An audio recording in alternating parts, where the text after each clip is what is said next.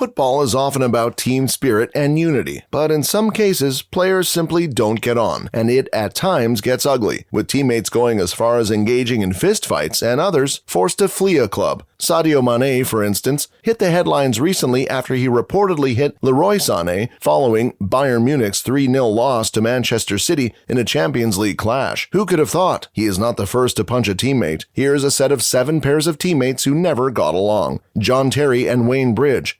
Well, you don't have to be a sports psychologist to understand why Bridge wasn't too fond of Terry, a teammate at both club and international levels. The two played together at Chelsea between 2003 and 2009 and were very good friends. At the time, Bridge dated a woman named Vanessa Peroncel for 5 years during his time at Chelsea. The pair's relationship, however, ended when Bridge moved to Man City in 2009. They, however, remained in touch as they had a son together. It's at this point that Terry allegedly had an affair with Peroncel. When they came face-to-face for the first time during a Man City vs. Chelsea match, Bridge refused to shake Terry's hand. Can you blame him? Not sure. Kolo, Toure, and William Gallas. The pair played together as centre-back for Arsenal for 3 years, but at some point, the two men could not talk to each other, and the hostility got so bad that they avoided communicating even during games. Following a 0-0 draw against Aston Villa, Gallas got a go at Toure, making things even worse. The Ivory Coast international chose to leave Arsenal. Gallas and I misunderstood each other at certain times, and one of us had to leave. As a player, I had great respect for him because he was older than me. In Africa, when someone is older, you have respect for them, but I think sometimes he took advantage of that in some ways. Hadji, Diouf, and Steven Gerrard. The two were teammates at Liverpool between 2002 and 2004, but never got along. Diouf had starred at the 2002 World Cup with Senegal, and his confidence thereafter, or arrogance as some may protest, caused tension in the Liverpool dressing room. Gerard in particular grew tired of Diouf's antics, and so were other Liverpool stars. In his autobiography, Gerard notes that Diouf did not care about football and about Liverpool. He was a toxic presence in the dressing room. Diouf left Liverpool that summer, ending his disappointing spell with the Merseyside club, having scored just 6 goals in 80 appearances. Mauro, Icardi, and Max Lopez.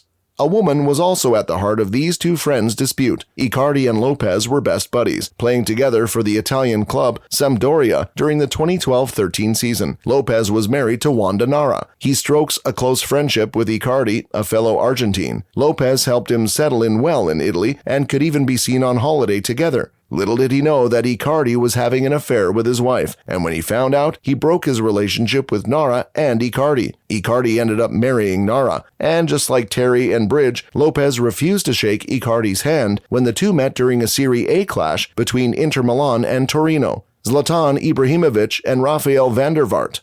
This list would be incomplete without Zlatan. He always attracts controversy, and his abrasive nature rubs many the wrong way. His ugly bust-up with Rafael Vaart is a classic example in a long list of such fights he's had over the years. The two were teammates at Ajax, and at one point were fighting for the club's captaincy, which eventually was given to the Dutchman. The pair then faced each other in an international friendly between Sweden and Netherlands. During the match, with Vaart in possession, Ibrahimovic stumped on his ankle and injured him, which also led to a Sweden goal. Later, Vaart said Ibrahimovic intentionally injured him, and the Swede lost it. He threatened to break Vaart's both legs if he did not apologize. He claimed in the papers that I'd injured him on purpose. What kind of was that? The Swede wrote in his autobiography. Oliver Kahn versus Jens Lehmann. The two custodians were always competing for Germany's #1 shirt. A little bit of tension was inevitable. Lehmann was Kahn's understudy from 1998, and 5 years later, he publicly stated that he wanted to be the undisputed #1 keeper for Germany. Things got ugly, as they started taking swipes at each other. Lehmann can't cope with being the #2. He doesn't seem to be able to live with it.